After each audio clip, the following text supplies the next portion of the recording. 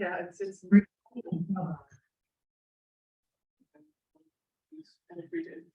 So it is my absolute pleasure to introduce Aris Clemons to give her full title.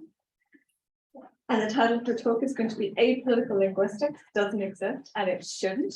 Another radical thought there. A model for a theory of political transparency in linguistics. And we're so looking forward to hearing you. Thank you so much. So I got really lucky and I am going after Martha. So this is kind of like a continuation of the conversation that we were having earlier in this room. I really am excited to be here because what I'm going to do today is this paper is coming from a chapter that will be published in one of two upcoming volumes, Oxford volumes, on decolonizing linguistics and inclusion in linguistics. So instead of just really talking about this particular study, what I'm going to do is talk about overarchingly how this group of radical scholars, we'll call them, are kind of thinking through these practices of decolonizing and increasing inclusion in linguistics, right? So I'm going to start with a little bit about myself and a little bit about what we're actually calling for, and then I'll give like a brief, tiny introduction into how I apply that in my own work, right?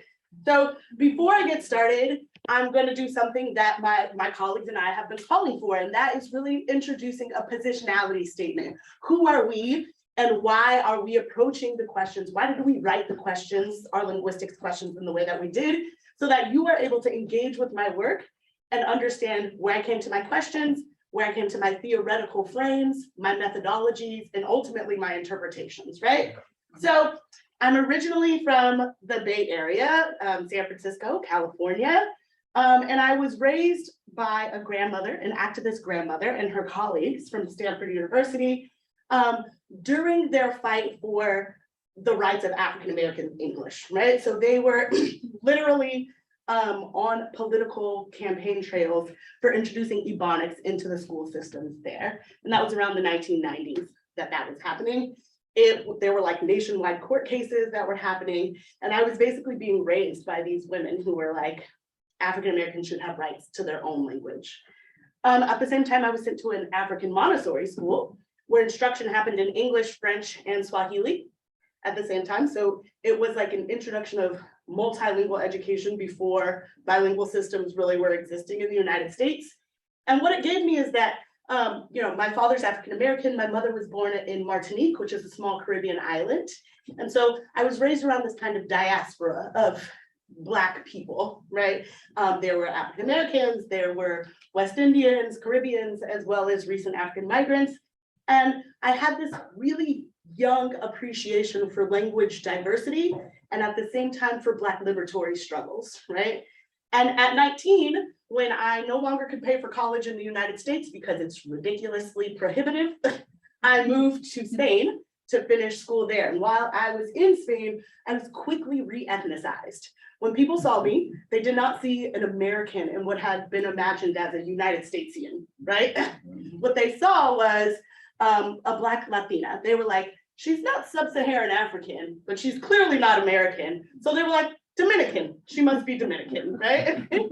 And so as I started hanging out with Dominicans, I was like, oh my gosh, I had never actually hung out with many Dominicans, but their culture is so similar to my Caribbean family. How come there's this kind of ideological separation between what is a Hispanic or a Latino and what is a Black Caribbean person or like, an English speaking? And so I was like, what language ideologies exist that are creating this separation?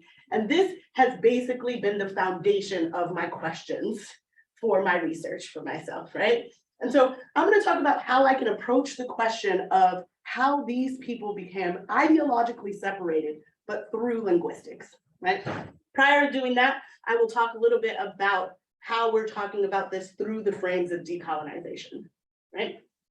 So over the last few years, linguists in the United States have begun to take very seriously kind of the racist and colonial histories of the fields of linguistics.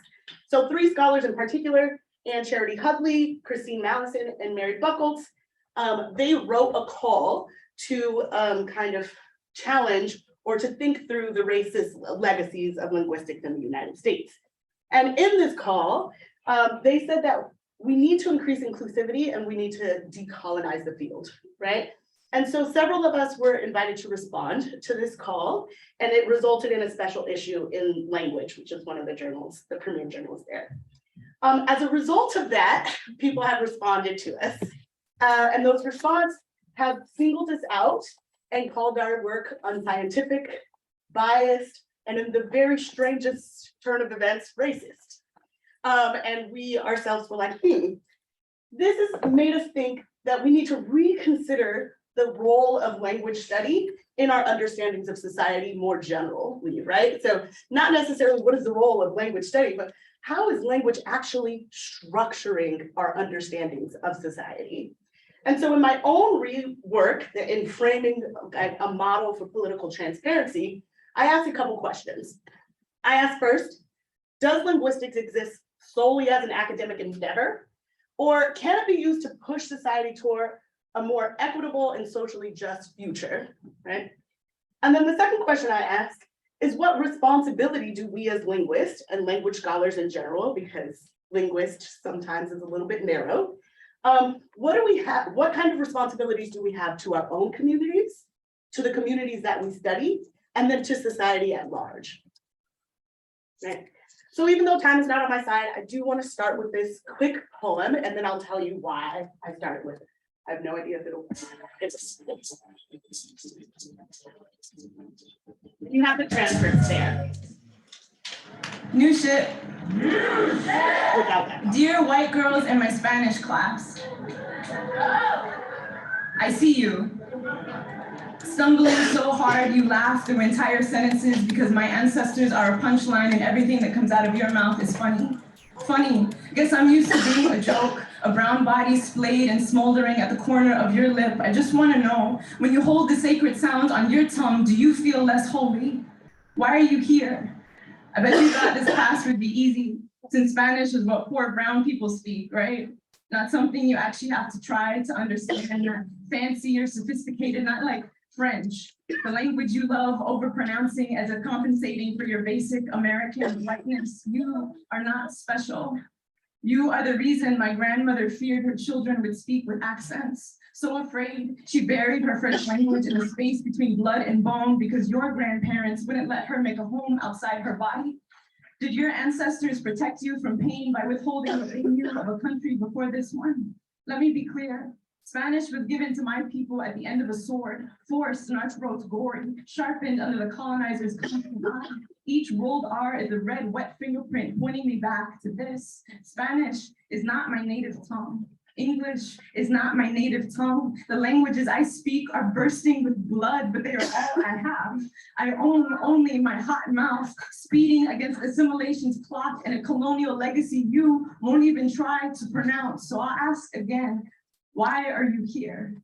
You think my grandmother's accent a sickness, one so volatile, you call yourself gringa at every chance, so I won't make fun of you when you make fun of the way my language sounds to you. Don't you know I had to fight for this? For each scrap of culture I could get my hands on, even if its lineage is as European as yours. My father, a Black American man, is descended from slaves. I'm not sure if you understand what that means. I am descended from slaves. I want to know where I come from, but I can only trace my history in one direction, so I am here in yet another Spanish class, desperately reaching for a language I hope will choose me back someday.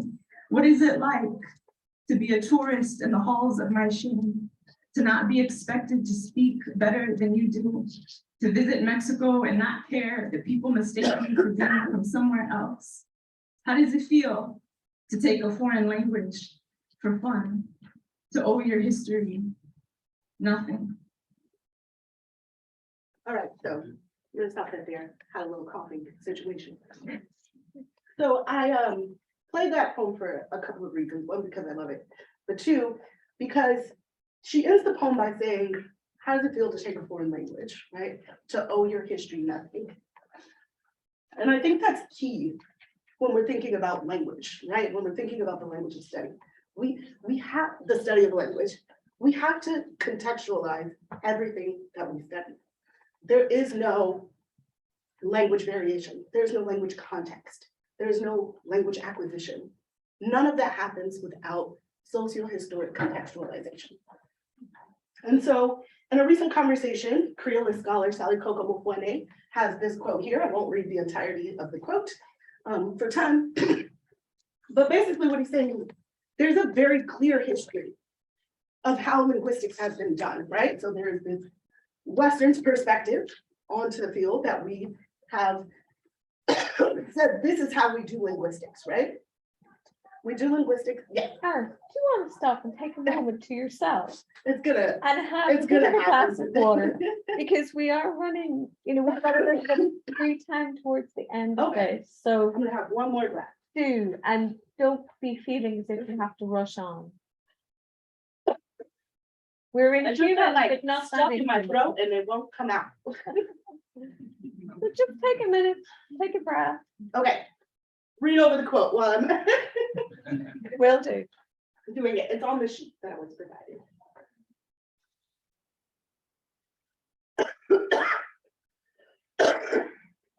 There it goes.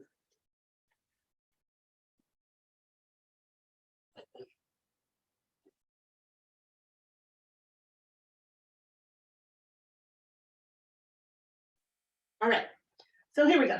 So in the United States, I'm not exactly sure about the numbers in the UK and England, but they did a study in 2018 and they said that there were so few minority origin scholars, minorities, what they call them, so non-white scholars in the field of linguistics, that they decided to not even give numbers on it, right? So there was not even enough minority scholars to give an idea of who was studying these languages, right? So even though the field of linguistics in the United States is characterized by the study of what they call minority languages or non-Englishes, the people that are actually doing this work are generally not coming from the same backgrounds, right? I imagine that it's very similar in this context. And what that means is that the perspectives that are being given about these languages are coming from a particular place, right?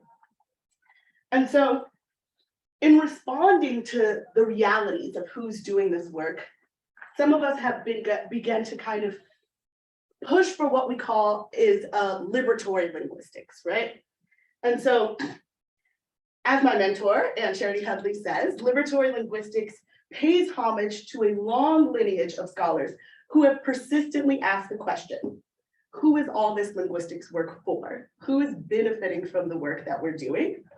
And it really gives the center intellectual stage to those who have been kind of punished or ignored for even asking the question, right? And so whose work are we going to cite? Whose methods are we going to think through? These are going to be the people who are really thinking through these methods from a really personal place, right? And so to insist on anti-racism, to insist on liberatory justice within our linguistics, there's a couple of things that they've told us that we should do. The first is that we need to have disciplinary stances on race and really on racism, right? We need to make clear statements that say this work is anti-racist, this work is against racism, right?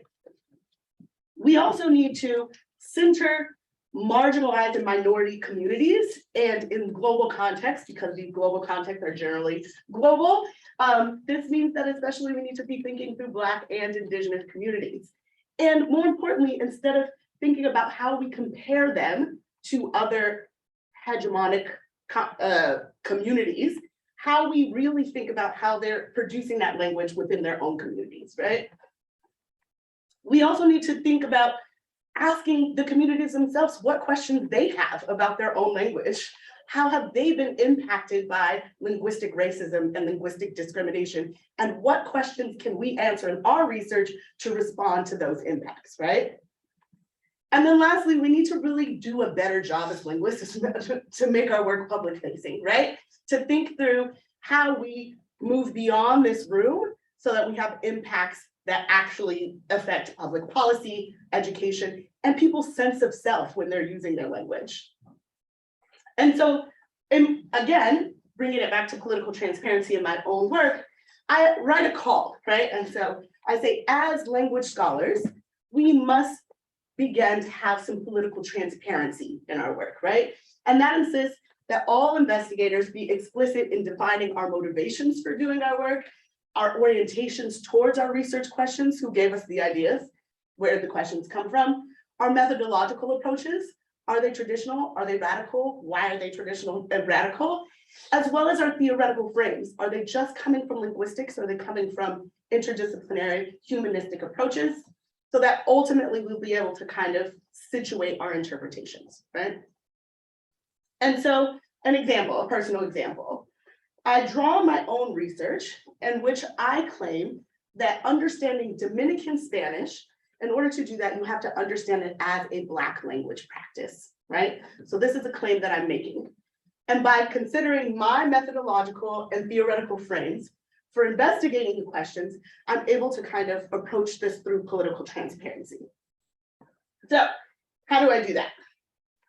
I'm transparent about the fact that this language research is done to talk against the fact that Dominican Spanish is consistently placed as a deficit, within a deficit frame, right? So they call Dominican Spanish street Spanish, broken Spanish, colloquial are words that are also often used to describe it. And so I say from the very outset, I refuse all of that, right?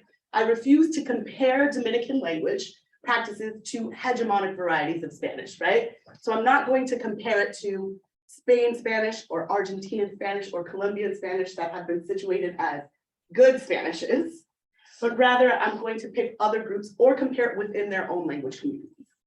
I'm going to change the questions, right? I'm going to ask Dominicans themselves, what interests you about your language and what do you think you need to learn, right? And then I'm going to consider theoretical frameworks outside of structural linguistics as explanatory and indicative of language practices, right?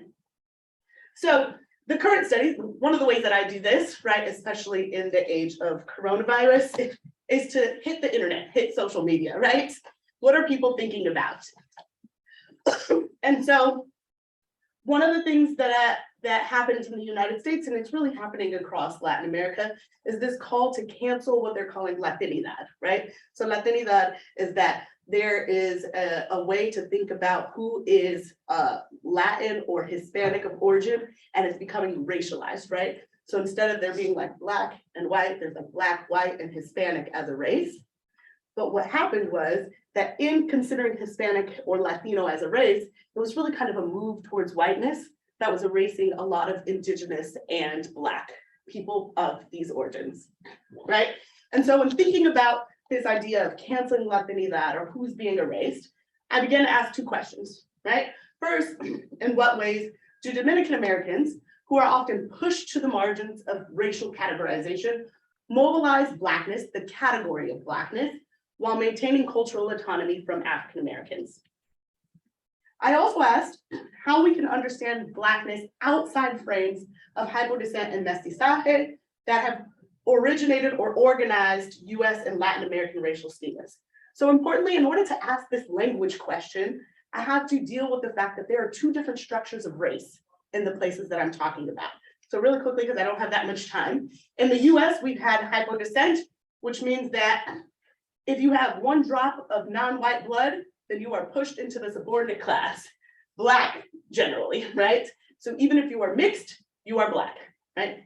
In marked contraposition in Latin America, they function on mestizaje. So if you have one drop of European blood, you are pushed out of the subordinate class of Black and into a class of mixed or white, depending what it is. So instead of a binary of Black and white or Black and non-white, there's a tripartite system of Black, mixed, and white.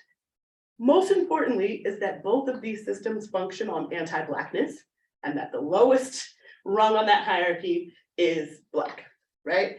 And so regardless of how you think about the racial structures, they still function on the idea that there is a hierarchy, right? So in order to answer these questions and think about language, I started to think about it through the sociolinguistic model of community of praxis that was developed by Penny Eckert and Sally McConnell-Janae, which basically said that it's not necessarily the language features, but the practices that people are engaging in that bring them together. So when we start thinking about, okay, it's language practices, what theoretical frames can I think of to think about how people are mobilizing Blackness beyond these schemas of race? I think first we can discuss racial linguistic ideologies, how language and race are linked inextricably. They cannot be pulled apart because language is an embodied experience, right?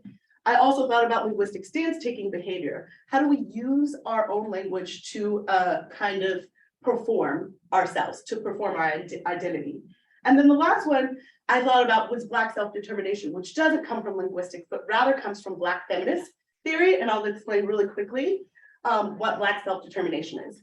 So because all of these systems of race are based on anti-Blackness, that means that Blackness and whiteness structure the actual societies, right? And so Black self-determination is that despite everything that is structured in a way to make it difficult to survive as a Black person, there are moves, linguistic and otherwise, that Black people have done to assert survival.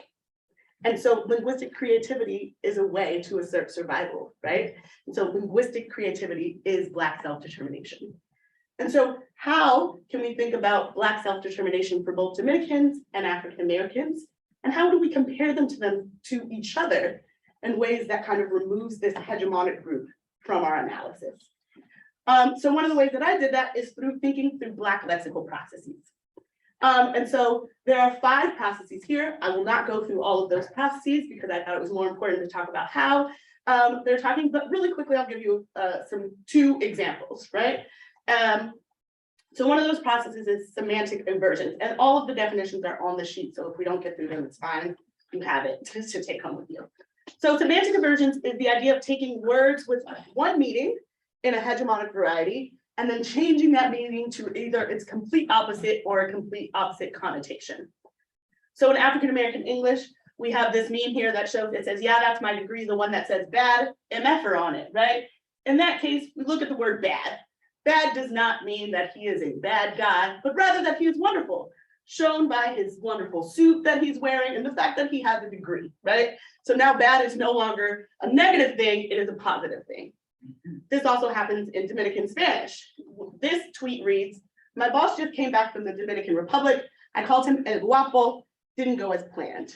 So in order to understand the joke in this, you have to understand that El Guapo in the hegemonic variety of Spanish, most of them, means beautiful or handsome, right? And so he was thinking he was calling his boss beautiful or handsome. In the Dominican variety, however, this word means angry or pissed off or really upset. And so he's like, didn't go as planned, right? Because he had that semantic inversion. This also exists with double voicing, where the words have a particularly Black meaning, right? And we can see both of these meanings. So in African American English, we have all these naps and I still can't sleep, right? So nap refers to the hegemonic variety of a short moment of sleep, but in Black English, it also means tightly curled hair, which we can see from the picture there, right? So it has a double meaning. This also happens in Dominican Spanish, right? Where it says deja el coro. Coro usually means choir in hegemonic varieties, and this one it means a crew, right? And so this is happening across these practices, and so many practices you can see that in naming varieties, there's a similitude between what's happening in African American English and what's happening in Dominican Spanish, right? So in her work on Black vocabulary, Geneva Smitherman, who's an African American scholar of language, says that despite all of these kind of connections throughout the diaspora, Americans, Black Americans are unique, right? Because they are minorities and they are a subclass. But what she doesn't do is move beyond the linguistic context of English, right? And so I argue in my own work that to truly understand what she's talking about, we can do cross-linguistic kind of analyses to see what's happening. And then once we do that, once we call attention to these practices that link these people, then we can begin to ask new questions, right? And so what happens when we consider all Dominican language practices as Black practices, regardless of the race of who's speaking, right? What we do is we change our understandings of culture so that we know that it's not necessarily, if we think about culture, not necessarily as the hegemonic thing that's happening, but rather something that's dictated by socio-historic context, then it's not surprising that Dominican language variety in its entirety is Black, because one, the Dominican Republic was the first Black republic of the Americas, right? It was the first place that had a majority of Black populations, right? And so it removes us in kind of the conversation that we were having, that it becomes decolonial in the practice itself, right? Our investigation, because we're changing this. So I know that I'm out of time, so I'm just going to end with a quote from one of my favorite Black writers. And it really is kind of making me think about the ways that we approach language study in general. How can we change the ways that we're doing things so that we're really considering the humanity of who we're studying, right? And we're bringing language back into the body. She says, all that you touch, you change. All that you change changes you. The only lasting truth is change. And so I want to encourage everybody to really kind of think through what they're doing and change the way that we're approaching our language studies so that we can come to these decolonial modes.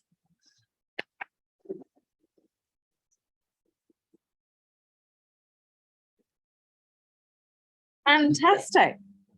So I'm sure we have questions. Aris, thank you. Fantastic stuff. Thank you so much for calling out the fundamental whiteness of the epistemology that we've been using to frame our work, to frame our discipline. Thank you.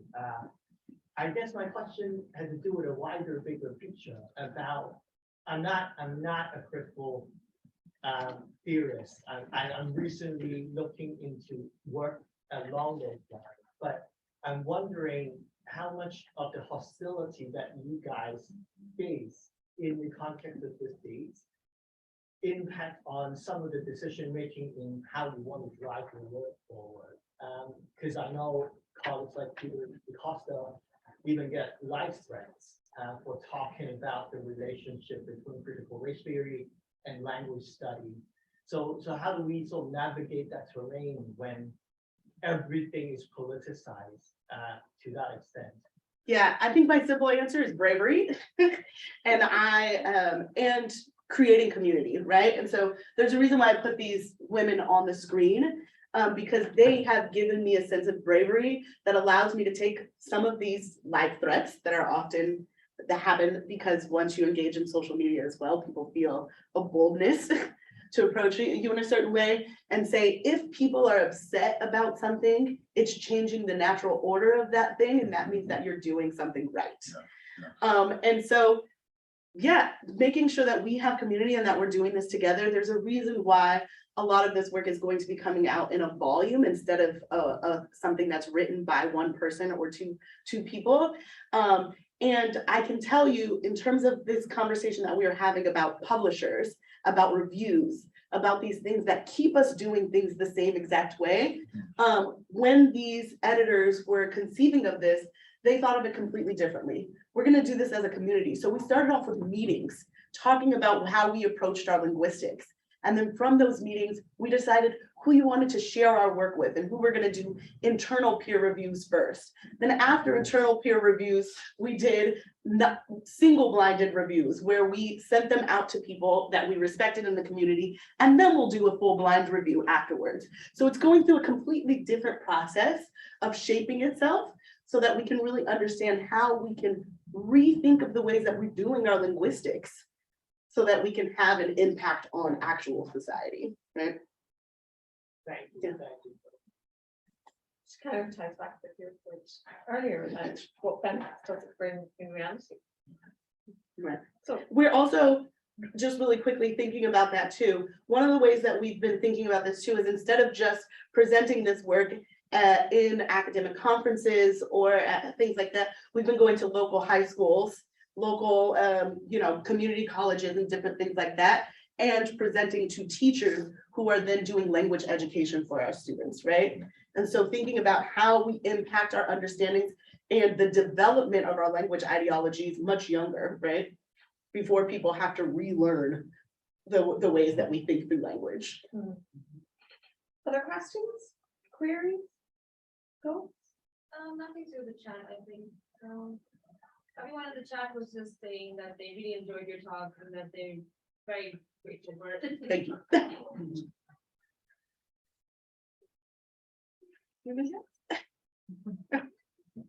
I think we'll probably leave you in peace. Okay. For the moment, she's got to get herself ready because she's on again at 12. So now we have a bit of a break for those of you who have done your homework and listened to the Man Trusted podcast. If you haven't listened to the Man Trusted podcast, this is your moment. We're going to see you in a different room altogether and in a different building that we haven't even been in yet. So hang a little back for us and we'll take you over to the building. It's not far, you can literally see it from the doors of her seat. And we're going to have the debate over lunch. It's the kind of working lunch. Yeah. Aris is going to be one of our panelists again, as she was last night. Mario is going to join us. Alex, Tony, me, Francis. Because again, poor Alfred can't join us because he's still stuck in there. Anyway, that's the plan for the next little while. To decolonize the immigration.